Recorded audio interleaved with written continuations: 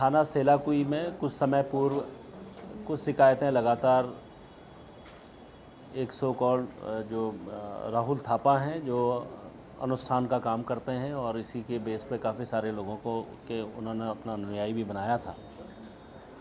और जो हमारे इस संबंध में ओसिन गुरुंग करके एक महिला हैं, जिनके द्वारा पुलिस को एक सूचना दी गई थी कि करीब 2 माह पूर्व उनके द्वारा उनके घर में कोई एक अवांछनीय चीज़ रात के समय फेंकी गई थी और दूसरे दिन सुबह जो हमारे अभियुक्त है राहुल थापा, जो अनुष्ठान का काम करते हैं, उनके द्वारा उन्हें बताया गया कि आपके यहाँ कुछ गलत वस्तु फेंकी गई है और उसके लिए आपको अनुष्ठान कराना ज़रूरी है, क्योंकि इनका उस समाज में काफ़ी प्रभाव है और कई मामले में इनके द्वारा जो भी कार्रवाइयाँ रही हैं वो कई बार छुपा दी गई हैं या किसी तरीके से बच गए। लेकिन उनके द्वारा जब इस महिला को बताया गया कि इसमें अनुष्ठान किया जाना ज़रूरी है,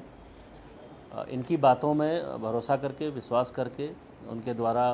अपने घर में एक अनुष्ठान आयोजित कराया गया, जिसमें इन्होंने वहाँ अनुष्ठान किया और जो उक्त हमारे जो जिनके द्वारा कंप्लेंट की गई उनके द्वारा आगे बताया गया कि उस अनुष्ठान में इन्होंने सभी जितनी भी कीमती वस्तुएं उनके घर में थी, उनके जेवर थे और जो भी सोने की वस्तुएं थी, करीब 65 तोला से ऊपर जो सोना है उसको एक पोटली में बांध के एक संदूक में रखवाया और करीब 2 माह बाद उसे खोलने का इनके द्वारा कहा गया कि उसे 2 माह बाद खोलेंगे।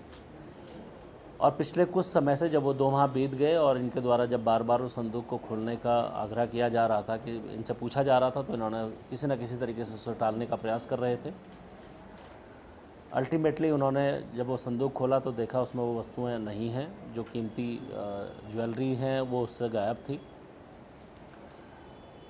इस प्रकार की शिकायतें पुलिस को लगातार पहले भी मिली थी, किसी न किसी कारण से वो शिकायतों पर कार्रवाई नहीं हुई थी, पर इस बार थाना सेलाकुई पुलिस और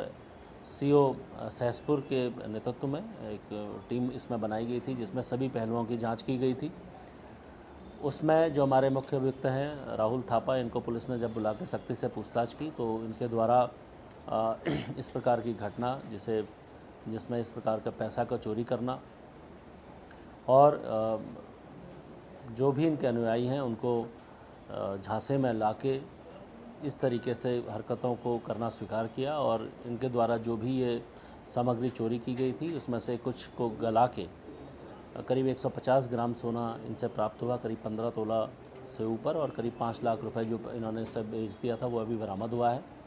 कुछ अन्य जगह पे इनके द्वारा सोना बेचा गया है, बीपीसीआर में लाके उनसे भी पूछताछ की जानी है। तो इस प्रकार से एक गैंग के लीडर के तौर पे इनके द्वारा ये घटनाएं लगातार की जा रही थी। इस संबंध में और भी शिकायतें हमें प्राप्त हो रही हैं, धीरे धीरे उस पर भी आगे कार्रवाई की जाएगी। मेरा सिर्फ इस पीसी के माध्यम से आप लोगों को बुलाने का सिर्फ ये एक प्रयोजन था कि इस तरीके से जो झांसे में लाके जिस प्रकार से अनुष्ठान के जरिए से लोगों की कीमती वस्तुओं को ठगने का प्रयास इनके द्वारा किया गया था, निश्चित तौर पे इस संबंध में जो भी हमारी वैधानिक कार्रवाइयाँ हैं वो की जा रही हैं और आगे इनके खिलाफ सख्त कार्रवाइयाँ भी की जाएंगी।